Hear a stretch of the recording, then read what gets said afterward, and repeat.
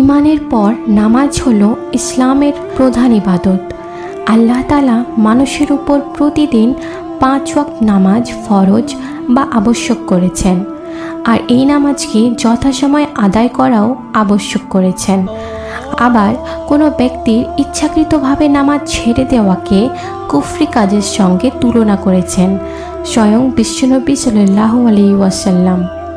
রাসূলুল্লাহ সাল্লাল্লাহু আলাইহি ওয়াসাল্লাম বলেছেন, কাফির ও মুসলমানের মাঝে অন্যতম পার্থক্য হলো নামাজ আদায় করা বা না করা। হাদিসে এসেছে এমন অনেক মানুষ আছে যারা আল্লাহর হুকুমে নামাজ আদায় করে ঠিকই, কিন্তু তাদের নামাজ কবুল হয় না। রাসূলুল্লাহ সাল্লাল্লাহু আলাইহি ওয়াসাল্লাম এমন কয়েক শ্রেণীর কথা উল্লেখ করেছেন।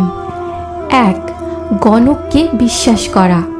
আল্লাহ রসুল সাল্লাল্লাহু আলাইহি ওয়াসাল্লাম বলেন, যে ব্যক্তি গণককে হাত দেখায় তার নামাজ 40 দিন পর্যন্ত কবুল হবে না।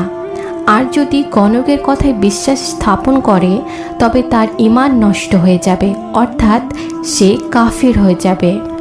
অন্য হাদিসে এসেছে, যে ব্যক্তি কোনো গণকের কাছে গিয়ে কোনো অতীত কিংবা ভবিষ্যৎ, ভালো মন্দ বা অদৃশ্য বিষয় সম্পর্কে জিজ্ঞেস করে তার 40 দিনের নামাজ কবুল হয় না।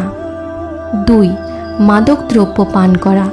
কোনো মুসলিম যদি মদ পান করে তবে তার 40 দিনের নামাজ কবুল হয় না। হাদিসে এসেছে, রাসূলুল্লাহ সাল্লাল্লাহু আলাইহি ওয়াসাল্লাম বলেন, আমার উম্মতের মধ্যে যে ব্যক্তি মদ পান করবে আল্লাহ ওই ব্যক্তির 40 দিনের নামাজ কবুল করবেন না।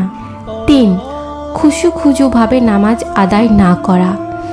নামাজ আদায় করার সময় যারা খুশুখুজুভাবে আদায় করে না, নামাজের প্রতিটি রুকু সিজদা যথাযথ আদায় করে না, তাদের নামাজও হয় না। হাদিসে এসেছে, রাসূলুল্লাহ সাল্লাল্লাহু আলাইহি ওয়াসাল্লাম বলেন, হে মুসলিমরা, ওই ব্যক্তির নামাজ হয় না যে ব্যক্তি রুকু ও সিজদায় নিজেদের পিঠ সোজা করে না। 4. জামাতে নামাজ না পড়লে। যে ব্যক্তি আজান শোনার পর কোনো ওজর ব্যতীত বাড়িতে নামাজ আদায় করে তার নামাজও কবুল হয় না। হাদিসে এসেছে, রাসূলুল্লাহ সাল্লাল্লাহু আলাইহি ওয়াসাল্লাম বলেন, যে ব্যক্তি আজান শোনার পরও মসজিদে জামাতে এসে নামাজ আদায় করে না, কোনো ওজর না থাকলে ওই ব্যক্তির নামাজও কবুল হয় না।